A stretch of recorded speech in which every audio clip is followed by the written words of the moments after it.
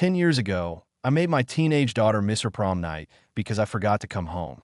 When she finally left us, I called her selfish. Now, she's used that one night to turn my sons against me. And I'm sitting in an empty house, finally realizing that she wasn't the one who abandoned this family. I was. My name is David. I'm 62 years old, and I lost my wife to cancer a decade ago. It wasn't a peaceful goodbye. It was a swift, brutal theft that ripped the heart out of our family and left me hollowed out.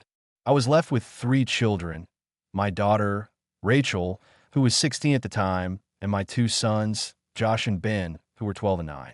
Looking back on that first year, it's mostly a blur, a fog of grief and exhaustion.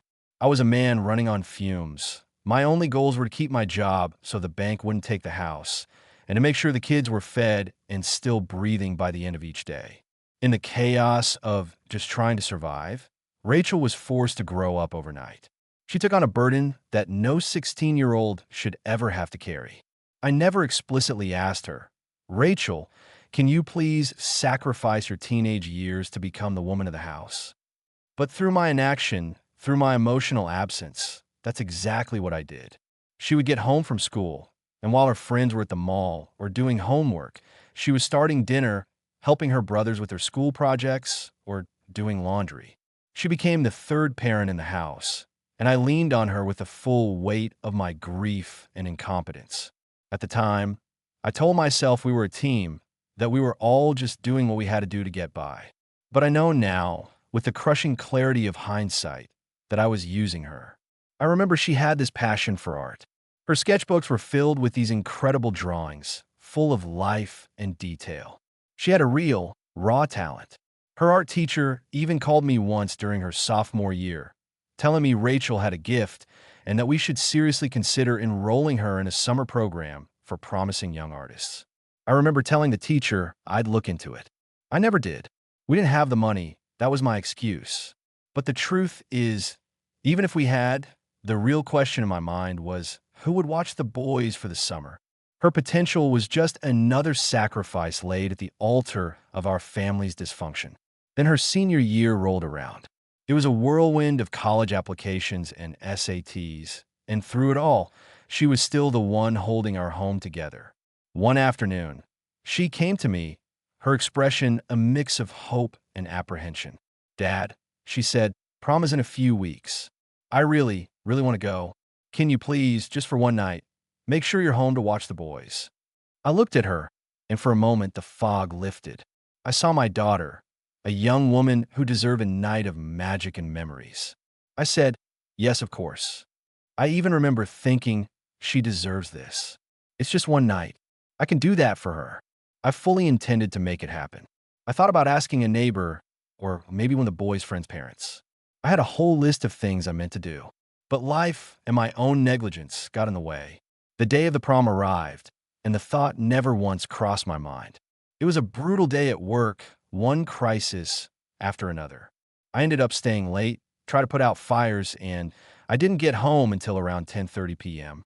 I walked in the door, exhausted, my mind still buzzing from the stress of the day. And there she was. Rachel was sitting on the bottom step of the staircase, still in her prom dress. It was a beautiful, dark blue gown, but it looked all wrong.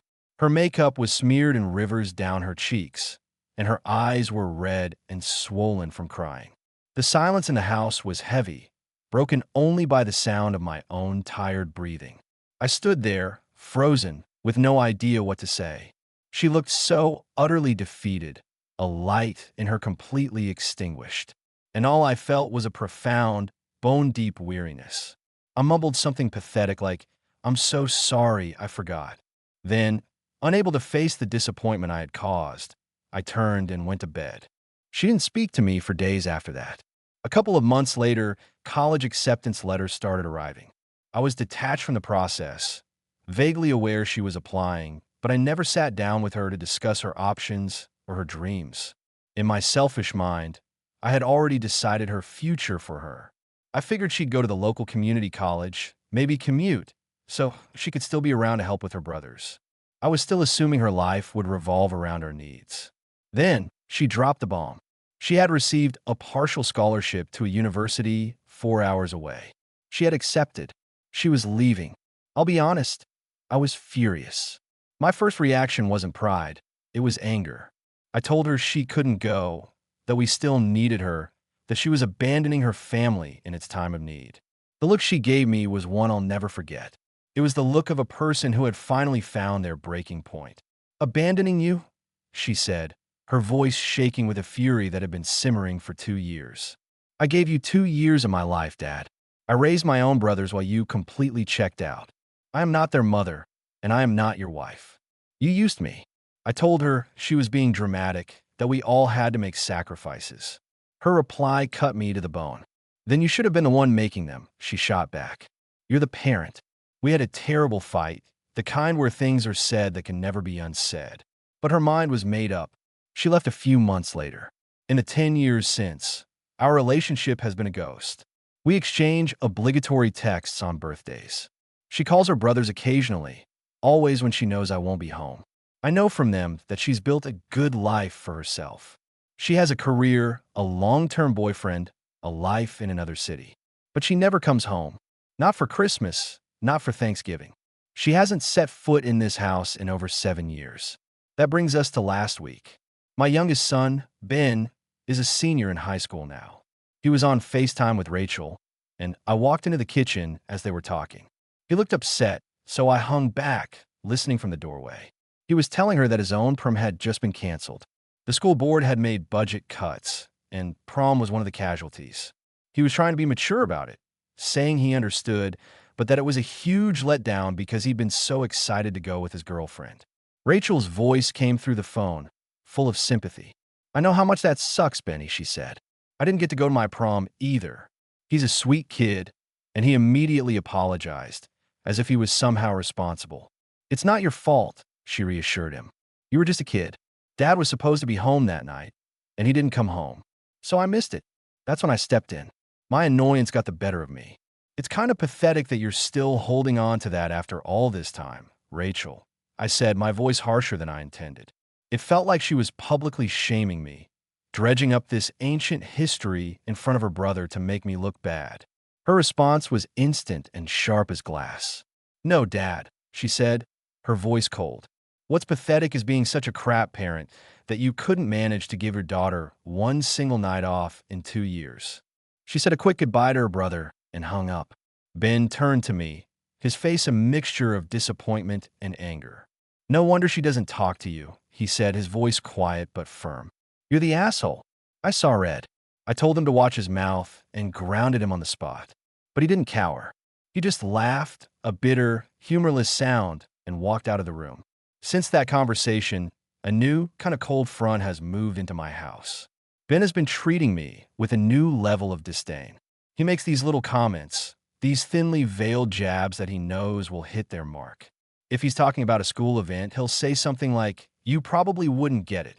If I ask about his plans, he'll reply with a sarcastic, "What would happen if I asked you to be home for something important?" He thinks he's being subtle, but I hear Rachel's voice in every word. She's a ventriloquist, and my own son is her puppet. And that's what infuriates me. She made her choice. She walked away. She got her education, her career, her life. Good for her. But she doesn't get to rewrite history and paint herself as some kind of child slave. I didn't chain her to the stove. We were a family in crisis. We were all grieving. If I had the choice to work less, to be home more, don't you think I would have taken it? If she had ever come to me and said, "Dad, I can't do this anymore," I would have found another way. But she didn't. She played the silent martyr and then acted surprised when I couldn't read her mind. I wasn't out at bars or on vacation while she was babysitting. I was working 12-hour shifts at a job. I hated to pay the mortgage on the house she lived in to buy the food that she cooked. She got to go to college on a scholarship. Where does she think the stability to even achieve that came from? It came from me, bleeding myself, trying to keep the lights on. And for the record about that prom night, she could have sent a text, a reminder, a note on the fridge. If it was the single most important night of her teenage life, you'd think she might have mentioned it more than once. But no, I was just supposed to magically remember that one detail amidst the storm of bills, parent-teacher conferences, and the crushing weight of my own grief. I like to see her juggle all of that and come out with a perfect record. But instead, a decade later, she's still using it as a weapon, poisoning my relationship with my other children. She frames it like she was the only one who suffered, not her brothers, who lost their mother at an even younger age. Not me, who lost my wife, my partner, my everything. Just her. She's the only one whose pain is valid. And my son, he just swallows it whole.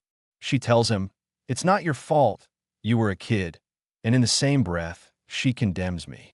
Well, guess what? She was a kid too. And if she wanted out, she should have used her words instead of building a decade-long grudge on a foundation of silence. Now I'm left with one child who treats me like a stranger, and another who's starting to look at me with the same contempt. All because his sister can't let go of a dance she missed 10 years ago. So yes, I'm angry. I'm tired of being cast as the villain in a story where we were all victims. I didn't do anything with malice. I just worked. I survived. I assumed we were a family, pulling together. But it turns out she was keeping score the whole time. I thought the situation couldn't get worse, but I was wrong. I recently found out something that feels like a final, deliberate erasure from my own family's narrative. Rachel is finishing her master's degree this year. I had no idea she had even gone back to school. I discovered this because Ben left his phone on the kitchen counter and a text from her lit up the screen. I saw a snippet of the message. She was planning a small graduation party. She had invited both of my sons. The message ended with a sentence that felt like a punch to the gut. "Please don't bring that man." She had underlined it. That man. I confronted Ben about it later that day. He didn't even try to hide it. "Yeah," he said, avoiding my eyes. "She just wanted to be a chill day. She said it would be easier if you weren't there." I asked him if this was still about the prom. He looked at me then, with an expression of pure pity, like I was the densest person on the planet. "It's not just about the prom, Dad," he said quietly. "You know that, but I don't know that. Not really. I know what 1,000 anonymous comments on the internet told me. That I'm a monster, that I parentified my daughter, that I destroyed her life. But this act, inviting her brothers and explicitly excluding me, this feels different. This isn't just about old hurt. This is an active, ongoing punishment, and I don't know what to do with it. A dark, petty part of me wanted to forbid my sons from going. I know how that sounds: controlling, bitter, pathetic. But for a moment, it wasn't about revenge. It was about the terror of being completely left behind by my own family. They're my sons. I raised them. I may have been a flawed, grieving, emotionally stunted father, but I was there every single day. And now, she gets to throw a celebration that I'm not even aware of, and I'm supposed to just sit at home like a stranger? But I didn't stop them, because that would just prove her right. That would just make me the monster they all think I am. But it hurts. It hurts in a way I can't even describe, because I can see the road ahead. The next milestone, a wedding perhaps, or the birth of a child, I won't be there either. My sons will continue to choose her side, the side of the sibling who actually raised them, and I'll be relegated to the role of the guy who gets a phone call on Christmas and hears about his own family's life secondhand. I don't want that. I reread some of the comments from before. People want to believe I'm some cartoon villain who dumped his kids on his daughter and went out drinking every night. The reality is so much more boring and so much sadder. I just worked. I came home. I paid the bills. I lost my wife, the only person in the world who ever truly understood me, and I was adrift. Rachel thinks I lean on her too hard. She's right. But she never had to lie awake at 3 a.m. staring at the ceiling, paralyzed by the fear of how she was going to pay the mortgage. She never had to sit in a parent-teacher conference and pretend she wasn't falling apart. I carried that weight alone. But a father's silent struggle isn't as sympathetic as a teenage girl crying in a prom dress. I get it, but I'm tired of being this person. This bitter, angry old man who blames everyone else for his own misery. I don't want to live like this anymore. Everyone says go to therapy. I've always scoffed at that. I don't believe in it. But what else is there? How do I stop this poison from consuming me without just accepting that I'm the asshole everyone says I am? I want to be at my son's graduations. I want to meet the women they fall in love with. I want to be in the family photos. I want them to be able to say, "Yeah, Dad messed up, but he's still our dad." But the way things are going, Rachel is meticulously writing me out of our family story, and my sons are letting her. So yeah, maybe I'm the asshole, but I don't want to die one. I should have let them go. That's the thought that's been hammering in my head for the last 2 days. I should have just swallowed my pride, my hurt, my anger, and let my sons go to their sister's graduation. But I didn't. I let the bitter, wounded part of me take the wheel one last time. The night before they were supposed to leave, I was a ghost in my own house, pacing the hallways while they packed. That phrase, "Please don't bring that man," echoed in my mind. The next morning, as they were heading for the door, I just snapped. I told them they weren't going. I said if they had any respect for me as their father, they would stay. Josh, the older one, just sighed and said, "This isn't about you, Dad." I blocked the doorway. I told them this was my house, and they would not walk out that door. They laughed at me. That laugh, it broke something inside me. I grabbed Ben's duffel bag and threw it down the hall. He shoved me. It wasn't hard, more of a get-out-of-my-way push. Then the yelling started. I screamed about being disrespected in my own home. In my rage, I tried to lock Ben in his room, but he just kicked the door open. Josh pushed me again, and I shoved him back harder. It became a blur of shouting and shoving. A physical, ugly confrontation with my own sons. I don't even remember all the things I said, but I know they were hateful. Eventually, they just pushed past me and left. No goodbye. No backward glance. They were just gone. 2 hours later, a text from Rachel appeared on my phone. It just said, "Why do you hate me so much that you have to ruin every important thing in my life?" I didn't know how to respond. I still don't. That night, the boys came back. They didn't speak to me. They didn't even look at me. They walked straight to their rooms, packed the rest of their things, and left. That was 2 days ago. I've been sitting in this crushing silence ever since. I haven't heard a word from any of them. The silence is a physical thing. I thought I hated the noise of them being here, the loud music, the stomping, the arguments. Now I would give anything to hear it again. I keep replaying not just that morning, but everything. The missed prom, the fight when Rachel left for college, me calling her pathetic, every unanswered text, every unmade phone call, all the time she tried to reach out in her own way, and I met her with a wall of my own pride and pain. And now I see it. All of you who commented before, you were right. You warned me I would lose my sons, too. You said Rachel wasn't punishing me. She was protecting herself. You said I needed to take accountability. I didn't want to hear it. I thought I was being strong. But all I was doing was setting fire to the last bridges connecting me to my own children. So, I'll say the words. I was the asshole. I'm the asshole. I pushed my daughter away when she was a grieving child who needed her father. I used her as a crutch because I was too broken to stand on my own. I treated her like a household appliance instead of a daughter. I blamed her for escaping a situation that I had made unbearable. And then, 10 years later, I did the exact same thing to my sons. I demanded their loyalty instead of earning their respect. They wanted to support their sister, the sister who had been more of a parent to them than I had, and I tried to tear that away from them out of pure, selfish spite. I've lost my entire family in the span of a week. I have nothing left. No plan, no friends to call, no one. Just this empty house full of ghosts and regrets. So I'm going to do the one thing I swore I would never do. Tomorrow morning, I'm calling a therapist. I don't know if it will work. I don't know if I can change. But I know I can't stay like this. I'm not just a grieving widower anymore. I'm an angry, lonely, and deeply ashamed man who built a fortress around his heart so high that even his own children couldn't scale it. And now, they've finally stopped trying. I don't know if I can ever get them back. I may have destroyed any chance I ever had. But I have to try. I don't expect their forgiveness. I don't deserve it. But I hope, one day, I'll have the chance to just tell them that I was wrong. So yes, I'm the asshole. But if there's a path back from this, even a small one, I want to spend the rest of my life trying to find it. Because I don't want to die alone in this house, haunted by the silence of the people I drove away.